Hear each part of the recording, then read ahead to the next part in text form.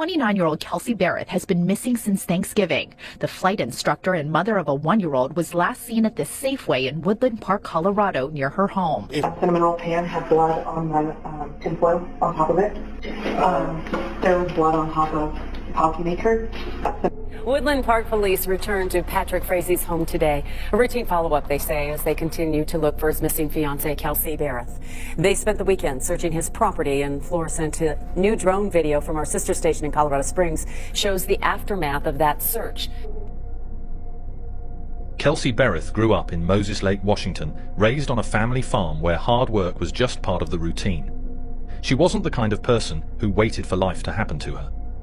After high school, she enrolled in a flight program at a local community college, earned her pilot's license, and then went one step further. She became a certified flight instructor, teaching others the skill she had worked so hard to master herself. She landed a job at DOS Aviation in Pueblo, Colorado. Her co-workers described someone who showed up fully, someone who loved the job, took it seriously, and was genuinely good at it. In 2015, Kelsey met Patrick Frazee through an online dating site. He was a rancher and farrier based in Florissant, Colorado, a small, rugged mountain community about an hour from Woodland Park. He worked with horses. Despite living far apart when they first connected, a relationship developed. Kelsey eventually made the move to Colorado, settling in Woodland Park, about 20 minutes from Patrick's ranch. She got the job at DOS Aviation. She was building her life around this relationship. 2 years in, she was pregnant. In October 2017, she gave birth to their daughter, Kaylee. They got engaged. No wedding date was ever set. They kept separate homes, Kelsey in her condo in Woodland Park, Patrick at his family's ranch in Florissant. They had a routine, exchanging Kaylee between them, co-parenting at a distance. It was a Thursday, Thanksgiving Day. At around noon, the security cameras inside a Safeway grocery store in Woodland Park picked up something unremarkable. A young woman walking in with a toddler doing her holiday shopping. Kelsey Berreth and her 1-year-old daughter, Kaylee, pushing a cart through the aisles, picking up what she needed for the day ahead. Later that afternoon, she handed Kaylee off to Patrick, as they had arranged, a routine custody exchange. After that point, Kelsey Berreth was never seen again. Nobody sounded the alarm immediately. That's one of the harder things to sit with in this case. In the days following Thanksgiving, a few things happened that seemed individually explainable. Kelsey's employer at DOS Aviation received a text message on November 25th from her number saying she wouldn't be coming in the following week. Kelsey's phone pinged a cell tower in Gooding, Idaho, hundreds of miles from her home in Colorado, and then went completely silent. Patrick Frazee, when asked later, said the last time he had personally seen Kelsey was during the custody exchange on November 22nd. He said she had texted him on November 25th. Cheryl Berreth knew her daughter. She knew how Kelsey texted. Short, casual, no punctuation. But the messages coming from Kelsey's phone in those days felt different. Choppy, stiff, like someone trying to sound like Kelsey without quite pulling it off. On December 2nd, 2018, 10 days after Thanksgiving, Cheryl Berreth called the police and reported her daughter missing. 29-year-old Kelsey Berreth has been missing since Thanksgiving. The flight instructor and mother of a 1-year-old was last seen at this Safeway in Woodland Park, Colorado, near her home. If she's out there, doesn't want to be contacted, just let us know that she's safe, and we'll let her family know. A vigil Sunday organized by her brother-in-law was held in Washington State, where some of her family lives. If they see her anywhere, please say something. A Facebook page has been set up for the missing mom with updates on her case. Good afternoon. I'm Chief Miles DeYoung, Chief of Police for the City of Woodland Park.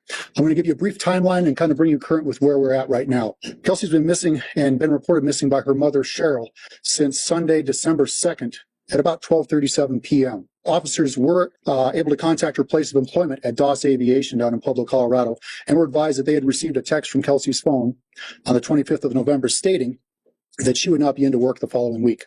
Cheryl did reach out to Kelsey's fiancé, Patrick Frazee, and he called her back saying that he hadn't heard from her since November 25th when Kelsey texted him. Reports are correct that Kelsey's phone gave a location near Gooding, Idaho on November 25th at about 5:13 in the afternoon. We've executed search warrants on Kelsey's home as well as both of her vehicles. We are treating Kelsey's disappearance as a missing persons case at this time. We have not identified anyone as a suspect and are asking the public for any information that might help us find her. And at this time, Kelsey's mother, Cheryl, would like to say a few words. I'd just like to talk to you a little bit about Kelsey. She's not the kind that runs off. This is completely out of character. Kelsey loves her God, she loves her family and friends, and she loves her job. She's reliable, considerate, and honest. We've created the Facebook page Missing Mother, Kelsey Berreth, as a site that gets her face out there, that's used to spread the word that she's missing. And we'd like to ask everyone to please share it. Don't use it as a place to speculate, interrogate, or to dog the administrators. We're all doing our best to get this information out. We're doing our best to respond to the questions and so forth, but that's what the police force is there for, and for the press site. Our sole goal is to get Kelsey out in front of everyone. Like I said, she doesn't run off, and someone knows where she's at. Kelsey, we just want you home. Call us if you can, and we won't quit looking. Chief, I understand that Patrick was invited today. Why is he not here? That is a question you'd have to ask him. Is he being cooperative? Yes, at this time, yes. Any other questions? Chief said she was invited. Is there any indication that she may have? Well, very good question. Yes, she is a flight instructor down in Pueblo. All airplanes are accounted for. There is no indication that she has taken off in an airplane and gone somewhere at this point. Where's the baby? The baby is with the baby's father, Patrick. Where's her bed? Do we need this assistance at this point? At this point, it's a missing persons case. I have nothing to indicate other than it is a missing persons case. When investigators began looking into Kelsey's disappearance, Patrick Frazee gave them a clear story. He had last seen Kelsey on November 22nd when they exchanged Kaylee outside her condo. He said it was a brief, passing handoff. He said he was at his ranch in Florissant for the rest of the day, 40 miles away, tending to his cattle. Investigators pulled footage from a neighbor's security camera positioned near Kelsey's condo in Woodland Park. And there it was.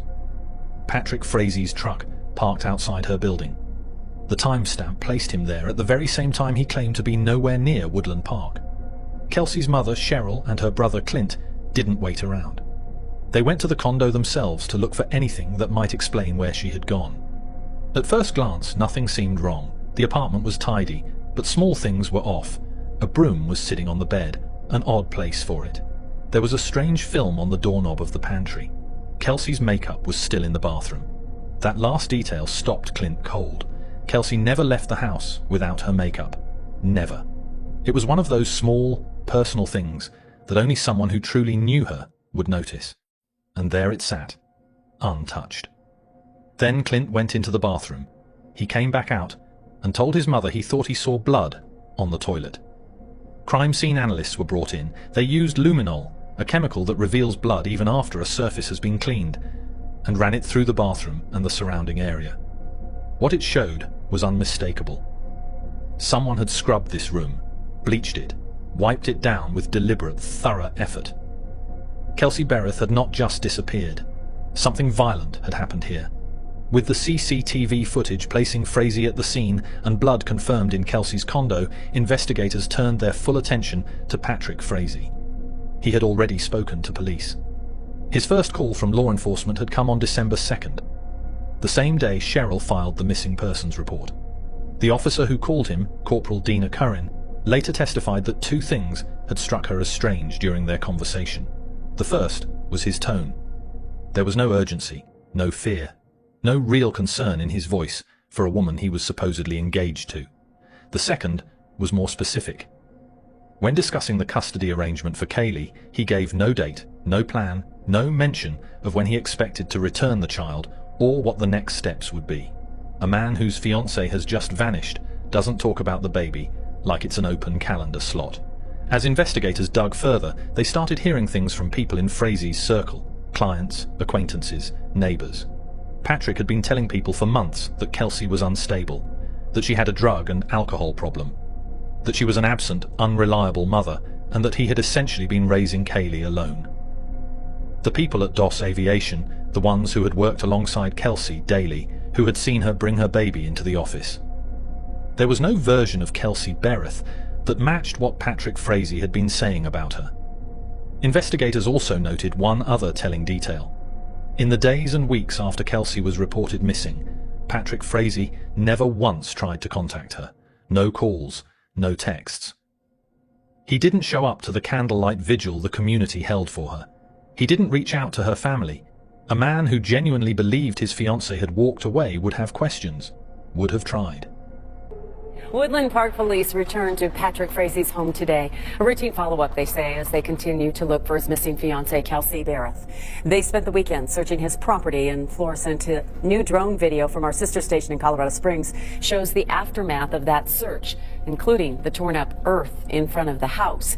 Investigators did not find Kelsey in that search, though they said they do want to talk to Frazee face-to-face. Investigators were back at the home of Kelsey Berreth, the mother missing from Woodland Park since Thanksgiving.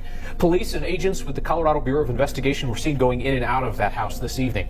But if investigators are close to a break in this case, they're not talking about it. Good evening, Kristen and Kyle. Yeah, police put out a news release saying that Kelsey's still missing and there are no arrests in her disappearance. The only new activity really down here was the sight of investigators entering and leaving Kelsey's home. They left with brown bags, but they didn't say what they took. Now, an evidence response team was also seen leaving the police station earlier this evening. That's where we are. Woodland Park Police, they did, again, in that news release tonight, say they're following new information that comes in daily and they're making progress, but it's not clear exactly what that means. Now, today marks day 28 since Kelsey's disappearance. She was last seen shopping at a Safeway with her one-year-old daughter, not far from where we are now. Investigators say that her fiancé, Patrick Frazee, told them he did see Kelsey later that day when he went to pick up their daughter, and investigators actually searched his property earlier, or actually last week, and they wrapped that search up over the weekend with no findings or anything. Kyle, Kristen? It certainly looks like something's shifting, something's changing with that activity. All right, Jordan, thank you.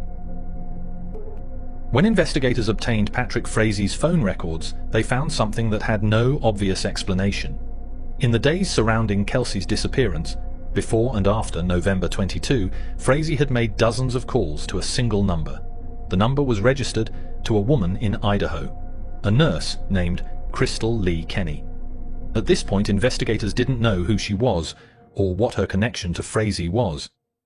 After Kelsey vanished, her phone had pinged a cell tower in Gooding, Idaho, which happened to be in the same general area. They tracked Kenney down.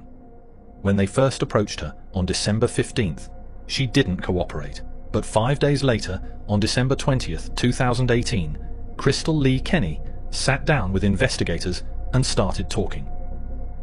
What Kenney revealed to investigators tore apart everything Patrick Frazee had been presenting to the world.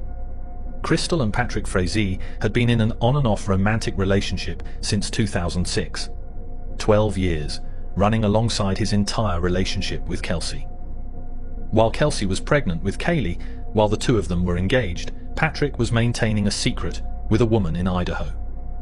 The affair wasn't simply ongoing. According to Krystal, Patrick had been talking about Kelsey in a very specific way, and for a very long time. He described her as a problem. He asked her to kill Kelsey, not once, not twice. 3 separate times before Thanksgiving 2018.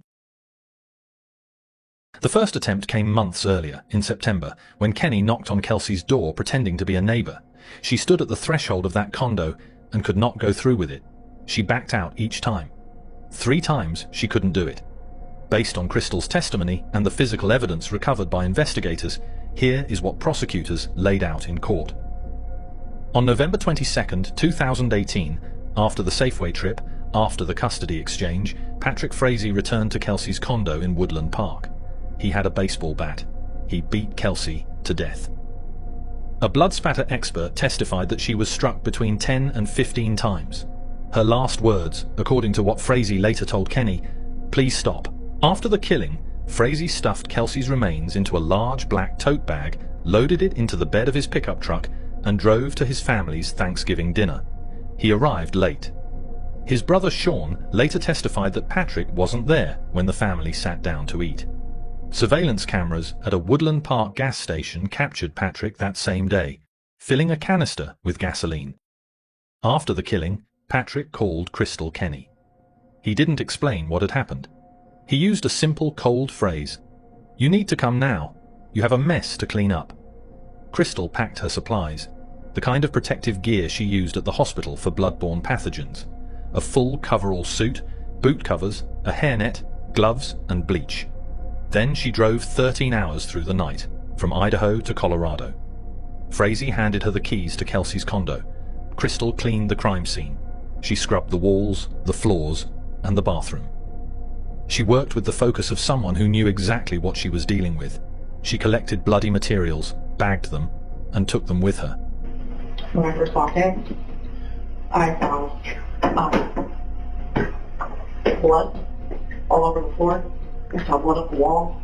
Saw blood on this wall. Did you say, correct me if I'm wrong, did you say that you cleaned off some of the appliances? I did. I wiped the front. There was blood on the front of the dishwasher. There was blood on the front of the stove. There was that cinnamon roll pan had blood on the tinfoil on top of it. There was blood on top of the coffee maker. There was blood. In fact, I had to climb up. There was a blood spatter up high. How'd you climb up? I just climbed up right here. So when you say blood spatter on there, can you go ahead and point to the areas here? Down this. Okay, hold on, let me get a picture of it. Go ahead, put your finger. So with this broom, can you point to the area where you saw the clean blood up on the wall? And just hold it there so we can get a picture of that. Okay, anywhere else? Oh, it was the spray was from here all the way. I had to clean up underneath here. Then it was all down here.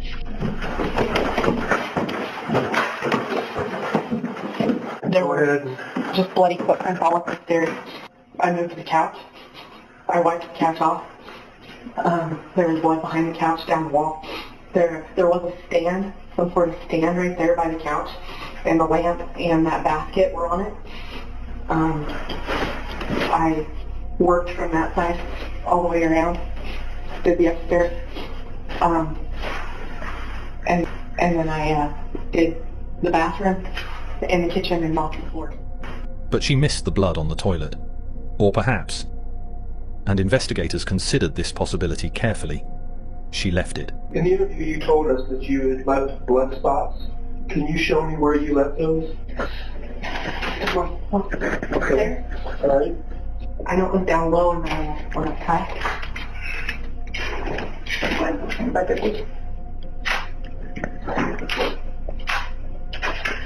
Did you leave blood anywhere else that you didn't clean up? Yeah.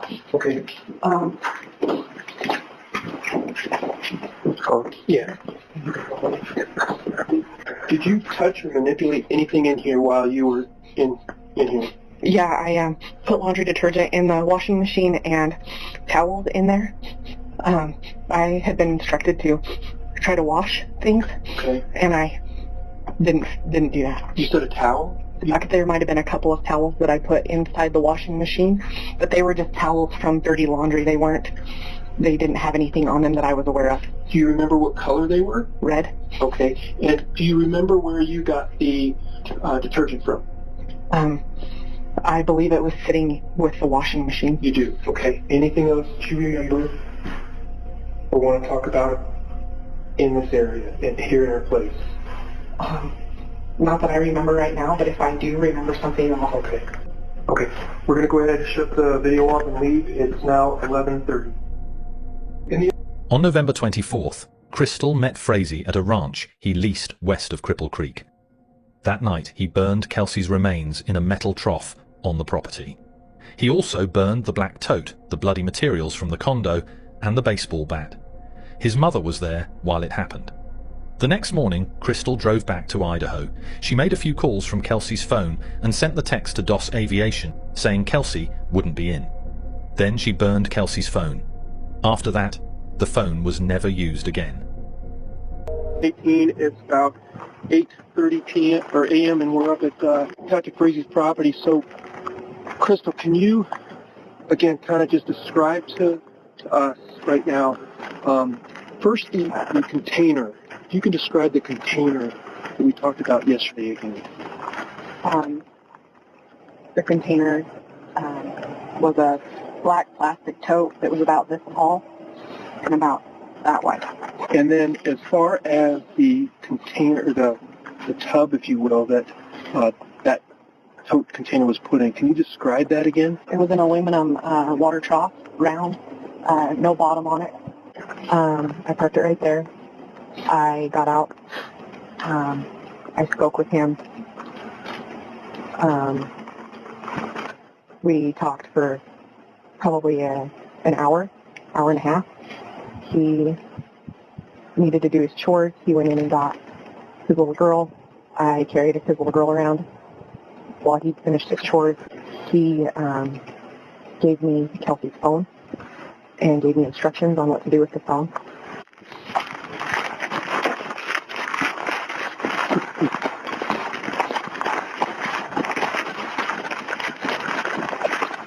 This is where the aluminum trough was, and this is where the burn occurred. Where is it now, if you can direct us to where Patrick got the trough? I don't know where he got the trough from. Where were you? Was it here? The trough was here on his property. I was down at the bottom of the hill.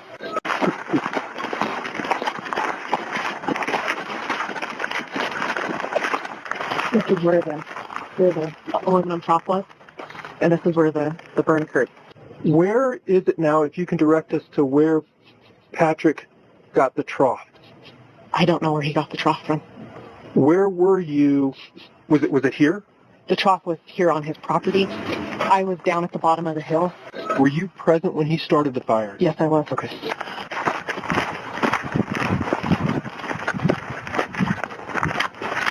I believe yesterday you said that you also collected wood and put into the burn pit? Yes, I did. Did you recall, or did you go anywhere else, or did you see Patrick go anywhere else? No.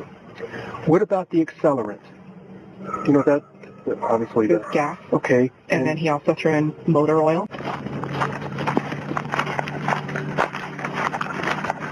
You had also mentioned that at one point Patrick's mom came out and stood on the deck. Looking over towards the house, can you tell me where you saw his mom?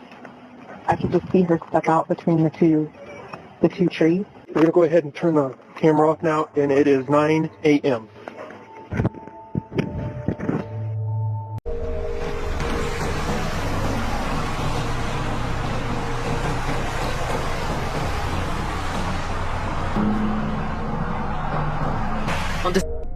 The day after Krystal gave her full statement to investigators, December 21st, 2018, Patrick Frazee was arrested. Start tonight with the new information we've learned in the Kelsey Berreth case. Thanks for joining us. I'm Kagan Harsha. I'm Aristea Brady. Court records showing the couple was expected to face a judge together in the coming days. Here's how the search for Kelsey Berreth has unfolded so far. She was last seen on Thanksgiving Day on this surveillance video you see here. This is from the Safeway in Woodland Park. Last week, police searched this home of her fiance, and then this week they've searched her home several times. And the breaking news this morning: her fiance Patrick Frazee arrested, charged with first-degree murder. This is where Patrick Frazee is locked up tonight without bond, so he's probably going to be here for quite some time. Meanwhile, in just the last couple hours, I've learned Frazee was set to have a temporary custody hearing next week with the mother of his one-year-old daughter. Now, mind you, this is the same mother he's now accused of murdering. Investigators have recovered a number of items that make us suspicious that the crime did occur at Kelsey's residence. Woodland Park's Chief of Police, Miles DeYoung, is not saying exactly what that evidence is. But investigators were at Kelsey's home both Friday morning and Thursday night, the same time an arrest warrant for Frazee was being drawn up. This has been a methodical and time-consuming multi-state operation, with investigators working nearly around the clock to find Kelsey. Those investigators include nearly 30 FBI agents who have been heavily involved in this case here in Colorado and in several other states. Frazee made his first appearance in court Friday afternoon on a video screen inside this courtroom. No one from Kelsey's family was there, but this woman, who later went to Frazee's family home, was. Yeah, so emotional. Right now on KDVR.com, you can see a legal breakdown of soliciting for murder and another newsworthy case involving that charge. There's also a lot of questions still remaining, like where Kelsey is and where her phone is. He was formally charged with 2 counts of first-degree murder, 3 counts of solicitation to commit first-degree murder, and tampering with a deceased human body. He pleaded not guilty. Kaylee, Kelsey's 1-year-old daughter, was placed in the physical custody of Kelsey's parents, Daryl and Cheryl Berreth. She was too young to understand any of it. The trial of Patrick Frazee, the Colorado man accused of killing his fiancée, begins today. The trial of Patrick Frazee opened on October 28, 2019 in Teller County District Court in Cripple Creek, Colorado. Krystal Lee Kenney took the witness stand and walked the jury through everything.